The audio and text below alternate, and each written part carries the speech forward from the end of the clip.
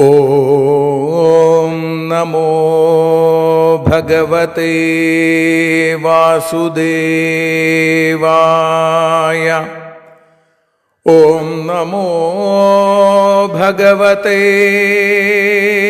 വാതനാഥായ. ഓം നമോ ഭഗവതേ നാരായണായ.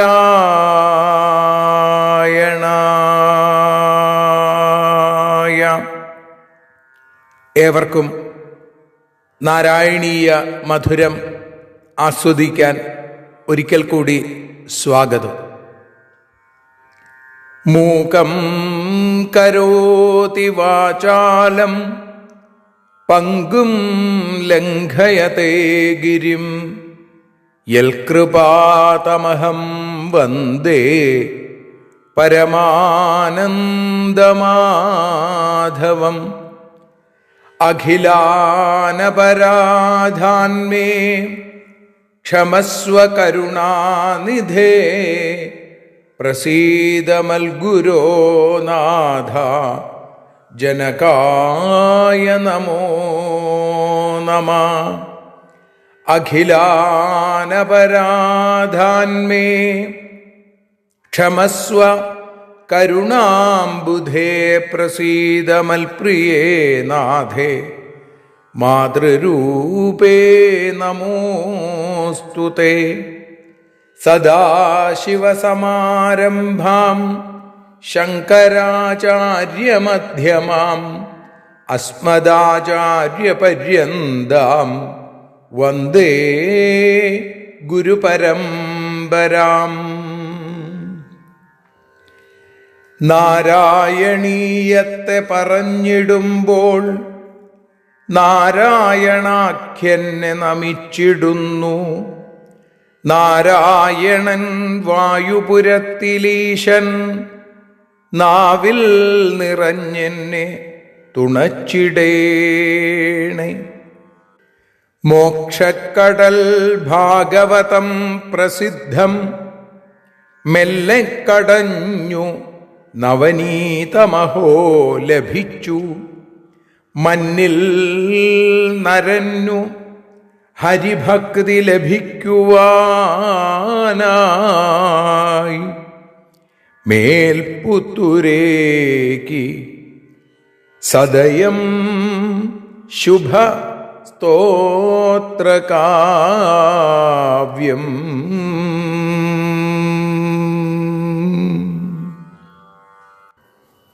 ഈ വിധമുള്ള ശ്രീമന്നാരായണീയത്തെ, സ്തോത്രകാവ്യമായ ശ്രീമന്നാരായണീയത്തെ നാരായണീയ മധുരമായി നാം ആസ്വദിച്ചുകൊണ്ടിരിക്കുന്നു. അത്തരത്തിൽ ഈ ആസ്വാദനത്തിന് ഇന്ന് 234 ദിവസം. ശ്രീമന്നാരായണീയം 23 ദശകത്തിൽ 2 ശ്ലോകമാണ് നമ്മളിന്ന് വിചാരം ചെയ്യുന്നത്. ആദ്യം ശ്ലോകം ചൊല്ലുകയും പതിവ് പോലെ തുടർന്ന് അതിൻ്റെ അർത്ഥത്തെ അനുസ്മരിച്ച് അതിനുശേഷം നമുക്ക് ഭാഷാഗാനമായ ശ്രീഹരിയം പാടി സമർപ്പിക്കാം.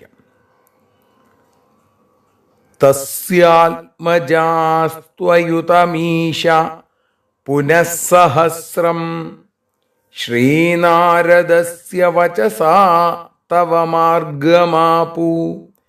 നൈകത്ര വാസമൃഷയേ സമുമോച ശാപം ഭക്തോത്തമസ്പൃഷിരനുഗ്രഹമേവ മേനേ.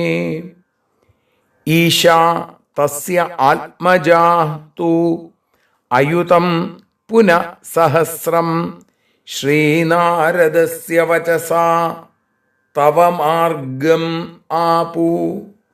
സാ ഋഷയേ നൈകത്ര വാസം ശാപം മുമോച ഭക്തോത്തമ ഋഷി തു അനുഗ്രഹം ഏവ മേനേ.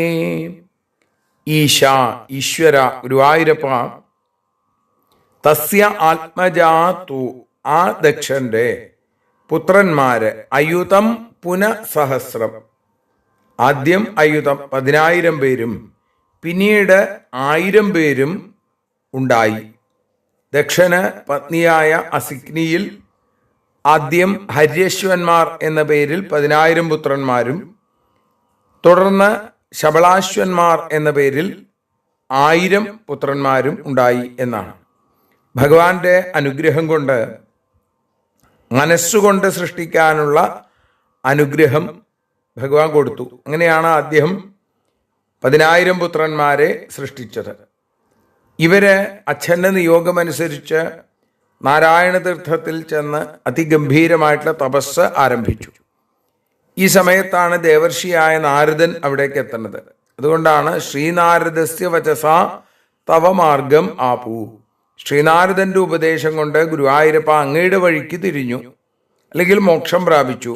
ആ ഭക്തന്മാരെ, ആ ഉപാസകന്മാരെ ശ്രീനാരദ മഹർഷി വേണ്ട ഉപദേശം കൊടുത്ത് മോക്ഷമാർഗത്തിലേക്ക് തിരിച്ചുവിട്ടു. വാചകൂടം എന്ന വളരെ വിശേഷമായിട്ടുള്ള മന്ത്രം ഉപദേശിച്ചു എന്നൊക്കെയാണ്. ഏതായാലും ദക്ഷൻ പിന്നീട് ശബളാശ്വന്മാർ എന്ന പേരിൽ 1000 പുത്രന്മാരെ സൃഷ്ടിച്ചു. അവരും അതെ അച്ഛൻ്റെ വാക്കനുസരിച്ച് നാരായണ തീർത്ഥത്തിൽ പോയി തപസ് തുടങ്ങി. നാരദൻ വന്നു, ഏട്ടന്മാരുടെ വഴിക്ക് തന്നെ അവരെയും പറഞ്ഞയച്ചു. ഇതറിഞ്ഞപ്പോഴോ ദേഷ്യം വന്നു, അല്ലേ? സാ ഋഷയെ നൈകത്രവാസം ശാപം മുമോച. ആ ദക്ഷൻ നാരദനെ ശപിച്ചു. എന്താ? ഒരിടത്തും സ്ഥിരമായി ഇരിക്കാൻ ഇടവരാതെ പോകട്ടെ എന്ന് ശപിച്ചു. അങ്ങക്ക് ഒരിടത്തും സ്ഥിരമായിരിക്കാൻ പറ്റില്ല എന്ന് ശപിക്കണു. പക്ഷേ ആ ശാപം അനുഗ്രഹം ഏവമേനെ. നാരദനോ ഭക്തോത്തമ ഋഷി, ഭക്തോത്തമനായ ഋഷി നാരദ മഹർഷി ഇത് ശാപമായിട്ടുള്ള കരുതിയത്, മറിച്ച് തൻ്റെ ആ ജീവിതത്തിൽ ഭഗവാൻ തനിക്ക് നൽകിയ അനുഗ്രഹമാണ് എന്ന് അദ്ദേഹം ഉറപ്പിച്ചു. കാരണം എവിടെയെങ്കിലും ഇരുന്നാൽ അത് മമതയ്ക്ക് കാരണമാവും, തൻ്റേതാണെന്നുള്ള തോന്നൽ വരും, ആ സംസാര ബന്ധമുണ്ടാവും, സംഘം സംസാര ബന്ധത്തിന് കാരണമാക്കും. അപ്പം അതുകൊണ്ട് ഇത് എവിടെയും ഇരിക്കാതിരിക്കാൻ ഭഗവാൻ നൽകിയ അനുഗ്രഹമാണിത് എന്ന് അദ്ദേഹം കരുതി എന്ന് പറയുന്നു. ഇനി ദക്ഷൻ പുത്രിമാരെ സൃഷ്ടിച്ചു എന്നൊക്കെ പറയുകയാണ് അടുത്ത ശ്ലോകത്തിൽ. അത് നമുക്ക് നാളെ, അതിനു മുമ്പ് ഒരിക്കൽ കൂടി ശ്ലോകം ചൊല്ലി അതിനുശേഷം ഭാഷാഗാനം പാടി സമർപ്പിക്കാം.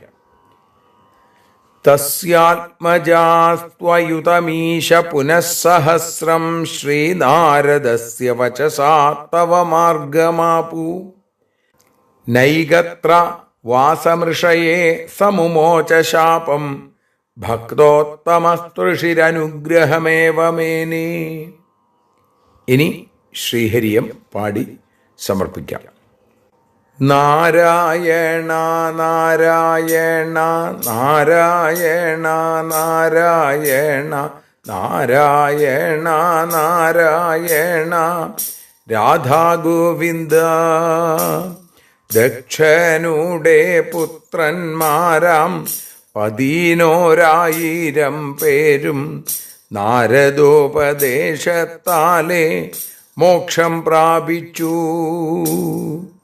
ഒരിടത്തും സ്ഥിരമായി നിൽക്കില്ല എന്നുള്ള ദക്ഷശാപത്തെയും നാരദനും വരമായി കണ്ടു.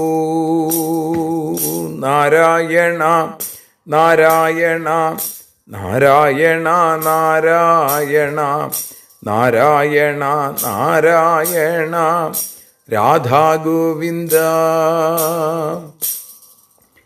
കായേന വാചാ മനസേന്ദ്രിയർവാ ബുദ്ധ്യാത്മനാ വാ പ്രകൃതേ സ്വഭാവാൽ കരോമി യദ്യൽ സകലം പരസ്മൈ നാരായണായേതി സമർപ്പയാമി. സ്വസ്ത്യസ്തു തേ കുശലമസ്തു ചിരായുരസ്തു ഗോത്രാഭിവൃദ്ധി ധനധാന്യസമൃദ്ധിരസ്തു ഐശ്വര്യമസ്തു ബലമസ്തു രിപുക്ഷയോസ്തു വംശേ സദൈവ ഭവതാം ഹരിഭക്തിരസ്തു. സർവത്ര നാരായണനാമ സങ്കീർത്തനം നാരായണ നാരായണ നാരായണ.